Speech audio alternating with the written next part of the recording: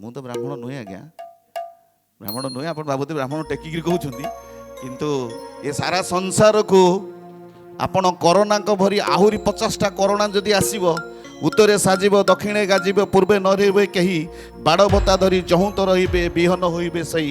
ମାଳିକା କଥା, ଅଚ୍ୟୁତ ପୁରୁଷଙ୍କର କଥା। ବାଡ଼ବତା ଧରି ଯହୁଁତ ରହିବେ ବିହନ ହୋଇବେ ସେଇ। ଏ ପୃଥିବୀ ପୃଷ୍ଠରେ ଜଣେ ନୈଷ୍ଠିକ ବ୍ରାହ୍ମଣ, ଯାହାର ଦେହରେ ସ୍ୱୟଂ ନାରାୟଣ ବିରାଜିତ, ଯଦି ଗୋଟିଏ ହସ୍ତରେ ଗୋଟିଏ ବିନ୍ଦୁ ପାଣି ଆଉ ଗୋଟିଏ ତୁଳସୀ ଧରିବ, ଏ ପୃଥିବୀକୁ ସେ ରକ୍ଷା କରିବ। ଜୟ ବ୍ରହ୍ମପୁତ୍ର କି ଜୟ। ଗୋଟେ ଜୋରଦାର କରତାଳି। ଯେ ପର୍ଯ୍ୟନ୍ତ ଜଣେ ନୈଷ୍ଠିକ ବ୍ରାହ୍ମଣ ଏ ପୃଥିବୀ ପୃଷ୍ଠରେ ଅଛନ୍ତି, ଏମିତି ଅନେକ ଯିବେ, ଅନେକ ଆସେ। ଏ ସୃଷ୍ଟିର ବିନାଶ ନାହିଁ, ମହାପ୍ରଭୁଙ୍କର ସେବା ଚାଲିଥିବ, ଆପଣଙ୍କ ଜୀବନ ଶାନ୍ତିମୟ ହେଉଥିବ।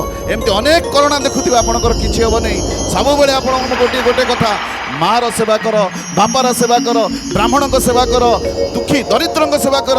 ମାତୃ ଦେବ ଭବ, ପିତୃ ଦେବ ଭବ, ଆଚାର୍ଯ୍ୟ ଦେବ ଭବ। ଯଦି ଜଣେ ବ୍ରାହ୍ମଣଙ୍କର ଆଶୀର୍ବାଦ ନଥାନ୍ତା, ଆମେ ବି ମଞ୍ଚ ଉପରକୁ ଆସିନଥାନ୍ତେ। ଗୁରୁ ଭାଇଙ୍କୁ ମଞ୍ଚ ଉପରୁ ପ୍ରଣାମ। ଗୋଟେ ଜୋରଦାର କରତାଳି।